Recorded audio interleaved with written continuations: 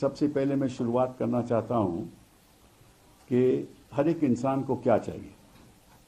ये सवाल उठता है।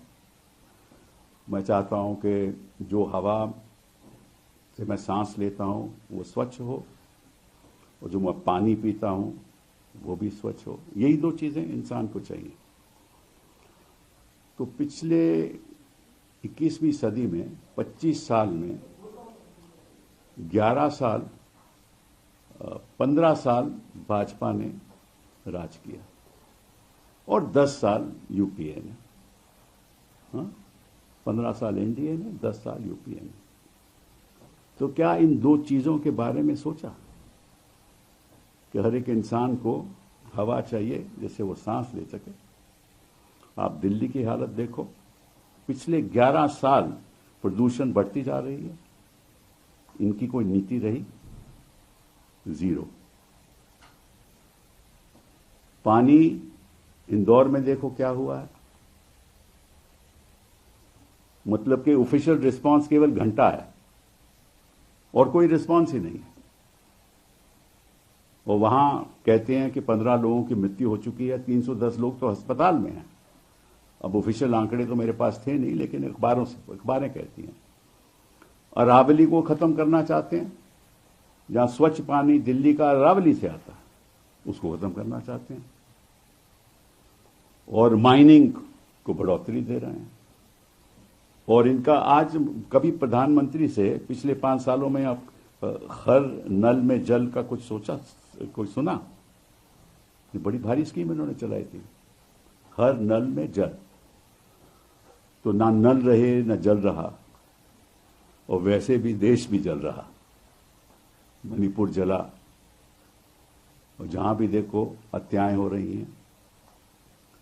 और एक तरफ प्रधानमंत्री जी गिरजाघर जाकर, चर्च जाकर मुबारकबाद देते हैं, और दूसरी तरफ बजरंग दल के लोग, वीएचपी लोग हिंसा करते हैं उन्हीं लोगों को। किस किस्म का भारत बना रहे हो आप? तो ये दो चीजें हर इंसान को चाहिए। दो और चीजें जो बहुत जरूरी हैं, वो है शिक्षा और स्वास्थ्य। इन पे भी कोई ध्यान नहीं हुआ पिछले 15 सालों में, पिछले 11 सालों में। 2014 के बाद कोई नई नीति नहीं लाई गई जो जमीन पे इंप्लीमेंट हो, कुछ नहीं। ये 4 चीजें हर एक इंसान को के लिए बहुत जरूरी है। और क्या मुद्दे हैं इस देश में जो चल रहे हैं कि वोट में बदलाव लाओ, वो सूची है उसमें स्वच्छता लाओ,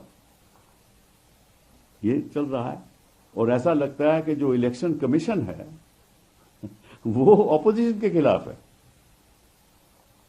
अभी एक राजनीतिक दल का नेता वेस्ट बंगाल का कई लोग लेकर, और चुने हुए लोग, जिन्होंने लोगों को चुना है, लोगों ने उनको चुना है, अभी गए इलेक्शन कमीशन के पास, और इलेक्शन कमीशन उनको उंगली उठा के बात करता है। उन्होंने कहा कि भाई देखा, आप उंगली उठा के बात नहीं कीजिए, हम गिने हुए चुने हुए लोग हैं, आप तो नॉमिनेटेड हैं। ऐसा लगता है कि जो इलेक्शन कमीशन है वो इतना पक्षपात कर रहा है कि जैसे ही कोई ऑपोजिशन डिमांड करती है, ऐसा लगता है कि इलेक्शन कमीशन ही उसके खिलाफ है। कि ऐसे कभी लोकतंत्र चल सकता है? मुझे याद है, मैं इतिहास के ज्यादा पीछे जाना नहीं चाहता, लेकिन हिंदुस्तान की स्थिति आज की बताना चाहता हूं कि जब हमें स्वतंत्रता मिली तो पहला काम पंडित नेहरू ने किया कि जमींदारी खत्म कर दी, जमींदार को खत्म कर दिया। और जो रोज वो जोतते थे फसल को, उन्हीं को हक दे दिए, उनको जमीन मिल गई। तो जमींदारी एबॉलिश की, आम आदमी को जो जोतते थे फसल को, उनको हक दिए। इन्होंने उद्योगपति को जमींदार बना दिया। आज के दिन कौन बड़े जमींदार हैं? उद्योगपति।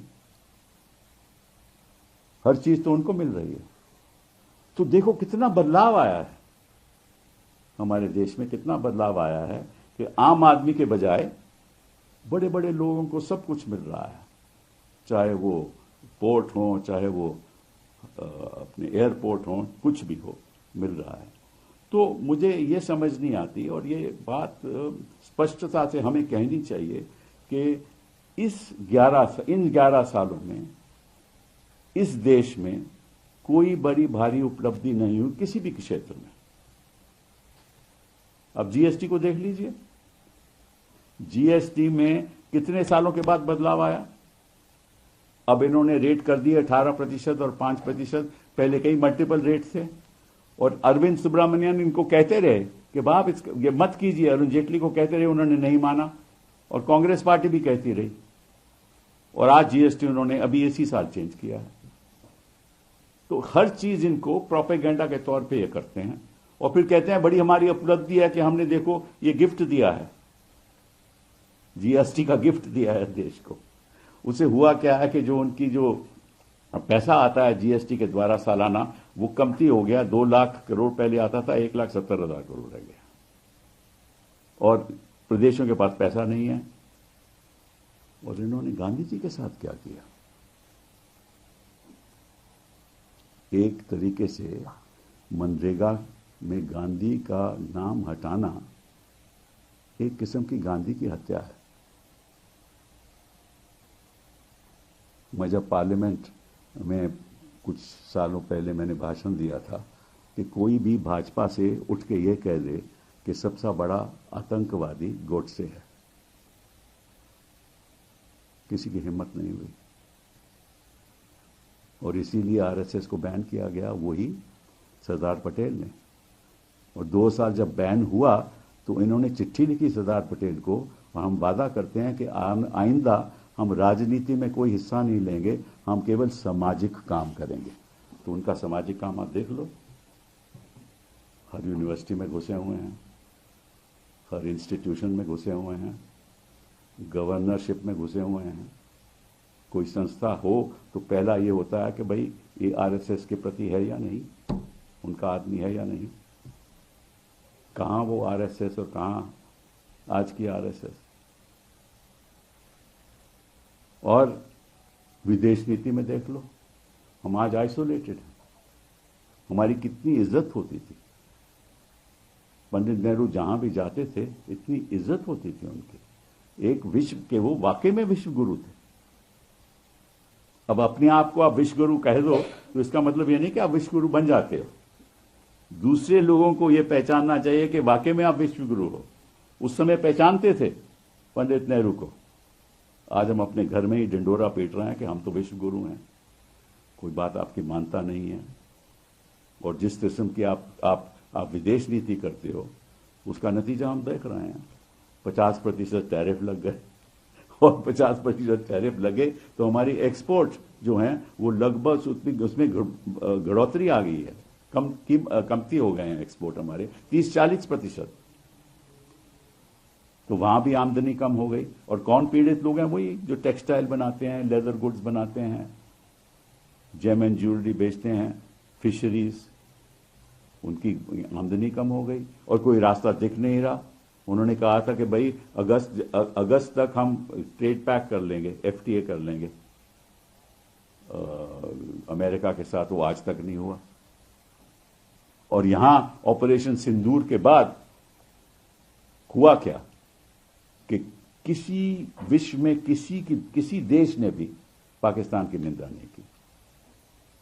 ये अच्छी बात है कि हमारे सेनानियों ने उनको कड़ा जवाब दिया, ये तो अच्छी बात है, हम उसकी मुबारकबाद कर सकते हैं। लेकिन विश्व में किसी देश ने भी हमारा साथ नहीं दिया। क्यों? हमारी पॉलिसी थी नेबरहुड फर्स्ट, क्या हुआ उस पॉलिसी का? कौन सा पड़ोसी है जो हमारे साथ आज खड़ा है? कहीं भी देख लो आप, बांग्लादेश, नेपाल, म्यांमार, श्रीलंका, चीन, पाकिस्तान, कौन खड़ा है आपके साथ? कोई नहीं खड़ा। आप आइसोलेटेड हो। तो नेबरहुड में आइसोलेटेड हो, विश्व में आइसोलेटेड हो, और कोई आपका मतलब कि दोस्त ना रहा। प्यार की तो बात छोड़ दीजिए, दोस्त दोस्त ना रहा। अब की बार तो ट्रंप सरकार की बात नहीं होती। मतलब कि वो डोनाल्ड ट्रंप आसिम मनीर को खाना खिलाते हैं उनको बुलाकर। हम कहते हैं हम नहीं जाएंगे, उसका नतीजा क्या हुआ?